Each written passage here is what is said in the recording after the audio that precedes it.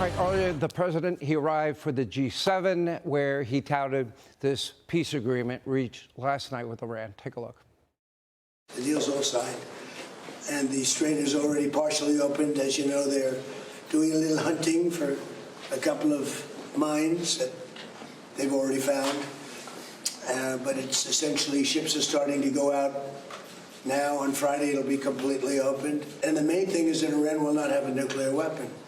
They fully agreed to that with strong policing powers, and they won't have a nuclear weapon, which is what it was all about, because they probably would have used it if they had it. Right here with Reaction, Fox News senior strategic analyst, General Jack Keane. General, I had a lot of my questions answered. I assume you did as well. There's been a lot of assumptions out there that that President Trump and the Vice President just said are not true. I want to get your take overall. And, of course, the military option remains on the table. Yeah, well, first of all, I mean, clearly we're taking a diplomatic path now, and we've got a lot of challenge in front of us.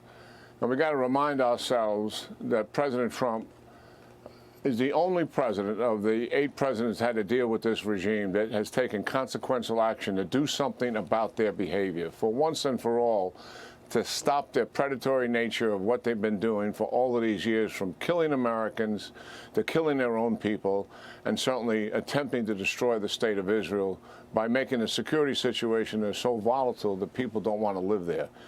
This has been going on most of my adult life. And I don't see any evidence, Sean, that the behavior of this regime is going to change. Just let's take a look at the last 2 months. The last 2 months, we've been under a ceasefire. And what has the regime's actions been? Well, they've been attacking in the Straits of Hormuz with drones and missiles, and we've had to respond. And they've attacked U.S. bases, and they've attacked our allies and partners, all under the ceasefire. And they've unleashed Hezbollah to attack Israel in northern Israel, so much so, there's 300+ wounded Israelis there. Kids aren't going to school, and the people have all had to vacate their homes. Towns and villages are completely empty because of the systematic firing that's been going on under the ceasefire for the last 2 months. That's the reality of what we're dealing with here. And Hezbollah is attempting to rebuild in southern Lebanon, and that's why Israel is there. What did you think of the? What did you think of the? While that is happening, they're killing the Iranian people systematically every single week, hanging them. Who are they hanging? Young people, largely, who were protesting against them. The killing is still going on. There's not a scintilla of evidence to indicate that this regime has made any fundamental change that would lead one to think that have some optimism that maybe there will be a behavior change. What they are masters at is telling a story about willingness to make a deal and make change. I'll agree with that. They say all of those things, but then they do something completely different. And the history supports what I'm saying. You heard the vice president, you heard the president. They both have said the same thing. If, in fact, they do not abide by the agreement, the bombing begins again. That option is always there. So that then becomes their binary choice, does it not? I believe the president at his word, and the evidence is clear. He just did it last week. He bombed 2 nights. He threatened a third. And I think it had something to do with why the Iranians were willing to make a deal. And I believe if they renege on this deal, and action will be taken. But I can't square some of the things that are coming out of the administration from reliable sources. That's what I find so disturbing. When I heard it from the Iranians, Sean, I dismissed it. I said, oh, that's the same nonsense we were always hearing. Well, but when I hear from administration sources some of the things that you have heard of what's in this deal, that makes no sense whatsoever. It's not defensible. I think what the president should do is just let's release it and let people see what's out there so we stop debating about something none of us has seen. Well, you got the assurances from the vice president tonight, and the president is giving the same assurances. So I don't know how that really changes the equation, except in the short term. And then they get nothing unless they follow up on their, quote, promises that they are making. What the administration is saying, the positions they have taken, the promises they have given, nuclear dust, as it relates to ballistic missiles, as it relates to fomenting terror, all of those issues we covered. And if they don't abide, they get nothing out of the deal. And then I would imagine we go back to where we were last week.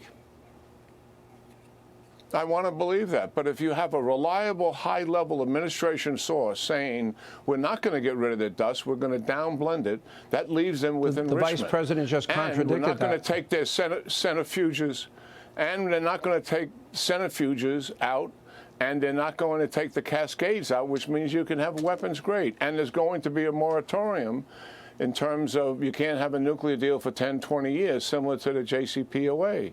And the funding is real. There's a $300 billion investment fund. Who cares where the money comes from? If it doesn't come from the United States, I get that. Of course it shouldn't. But it shouldn't come from anybody.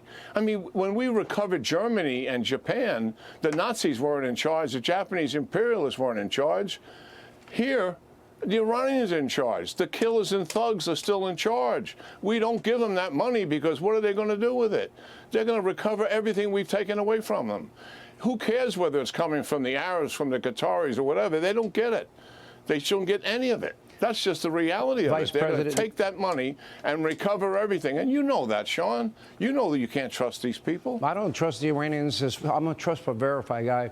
But I heard the vice president say they don't get anything unless they do those things. They get nothing until they do something. It's not our money. And they never signed off, he said, on any deal for Qatar to give them a penny. Now, he said they would open the door if Arab countries want to invest down the road, but that's if they start fulfilling the promises that they're talking about having committed to.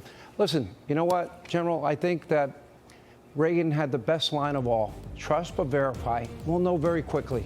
If they're serious, we'll know. If they're not, I would imagine the military option is back on, because last week they got hit hard, not once but twice. So anyway, I appreciate your time, Jerome. Always love having you.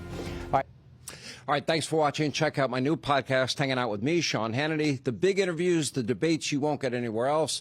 Like and subscribe for new episodes every Tuesday and Thursday.